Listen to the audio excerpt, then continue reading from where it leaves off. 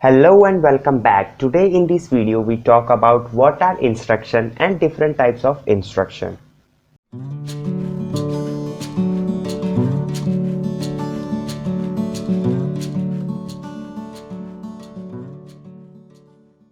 A program is nothing but a set of instructions. The program behaves as per the instruction that we give in it. Different instructions help us to achieve different tasks in a program. In last video we saw how to write a sample C program. In those programs, we used instruction to achieve the intended purpose of the program. So today in this video, we would explore the instruction that we used in this program. Before study about the types of instruction, first we have to understand what is an instruction. Instructions are nothing but the programming statements. Just as there are sentences in English, there are instructions in programming. Instruction is actually a command for a computer to do what it needs to do. Now let's see the types of instruction. There are basically 4 types of instruction in C. Data type declaration instruction, input-output instruction, arithmetic instruction, and control instruction. Let's see this instruction in detail. Before understanding data type declaration instruction, let's first discuss about what is data type. In a program, data can be number, letter or words. So computer needs a way to identify and use these different data. So a data type represents a type of data which you can process using your program. To represent a data, there are specific keywords in the programming language. So example of keywords in C that represent data types are int, float, double, character. Data types can be other than these, but we have to make them. But now as a beginner, we would focus only on these 4 data types. As we see early in this course, there are 32 keywords in C language. Now the question comes, what are primitive data types? So the keyword which are data type are referred to as primitive data type. Example is int, float, double, void, character. Now we have gained the knowledge of data types, so let's move to data type declaration instruction. This instruction is used to declare the type of variables being used in the program. Any variable used in the program must be declared before it is used in any statement. Declaring a variable means that you specify the type of variable followed by the variable name. So you use the data type followed by the name. And this tells the compiler how a particular variable will be used by the program. It is also specify how much data to be stored in the memory, whether it is 8 byte or 4 byte. For example, the keyword int is used to declare the basic integer variable. The syntax of declaring a int variable is first comes keyword int and then the name of variable and then a semicolon.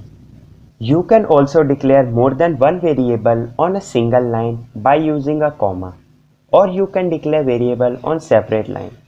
Let's understand it by an example. Here int a is equals to 10 and b is equals to 20. Here we declare variable in same line separated by comma. And in the next example, there is int a is equals to 10 and int b equals to 20. Here we declare variable in separate line. As I told you earlier, C required to specify all program variable to be declared before they use.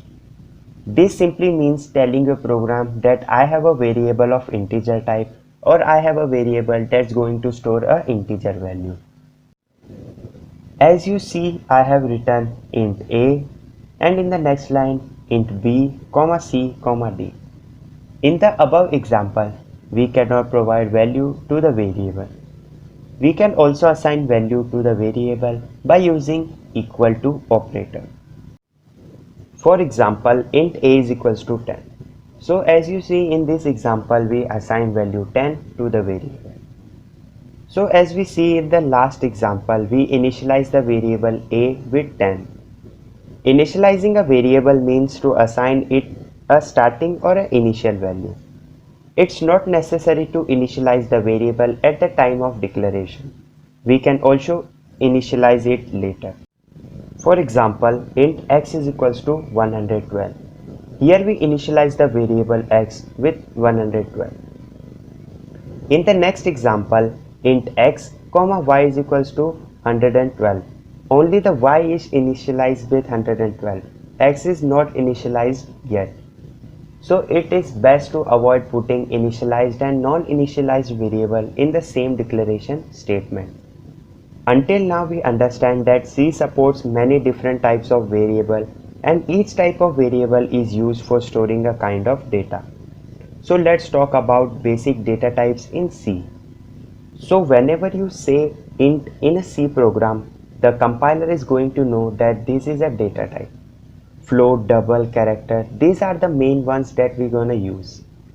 The difference between these types is the amount of memory they occupy and the range of values they can hold. So the amount of storage allocated to a particular type of data is important to the compiler. So let's first talk about int. This is one of the most widely used data type. It's a data type that can store integer value. Integer value that do not contain decimal point.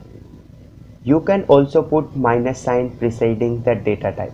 That indicates that the value is negative. It means int data type can also store negative value. You can either assign numbers, which is most intuitive and easy way, but you can also assign hexadecimal number.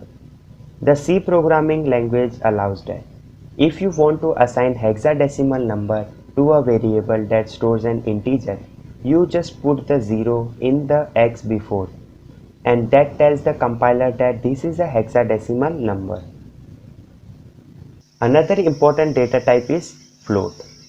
A variable of float data type can store floating point numbers, which means number that contain decimal points. For example, float a is equals to 2.0, float c is equals to minus 0.001. So all these are valid example of floating point constant that can be assigned to a variable. Floating point constant could be written in exponential form. The exponential form is usually used if the value of the constant is either too small or too large. However, it doesn't restrict us in any way from using exponential form for the other real constant. In exponential form, the real constant is represented in two parts. The part appearing before e is called mantissa, whereas the part following e is called exponent. For example, 0.000342 can be written as 3.42 e minus 4. Now let's talk about double. Double is very similar to the float. It can also store floating point constant. The only difference is it's larger. So you can store larger numbers. So that means that it is collect more data and more memory. You can use double whenever the float is not sufficient. Character, the most basic data type in C. It stores a single character and requires a single byte of memory in almost all compilers. For example, character A is equals to S in single inverted commas. Next is range of data type. Different data types also have different ranges up to which they can store numbers. These ranges may vary from compiler to compiler. As you can see in this table, we have to focus only on character, int, float and double. First is character.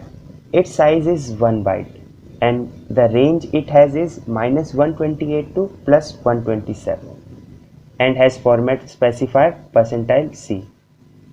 Actually, format specifier is used during input and output.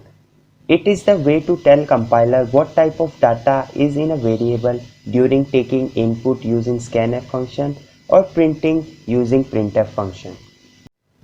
Next is int. Its size is 2 byte and the range is -32768 to +32767 and has format specifier %D. Next is float. It takes 4 byte of memory. Its range is ±3.4 into 10 raised to power ±38. And then comes double. It has size of 8 bytes and its range is plus minus 1.7 into 10 raised to power plus minus 308. So that's all for this video.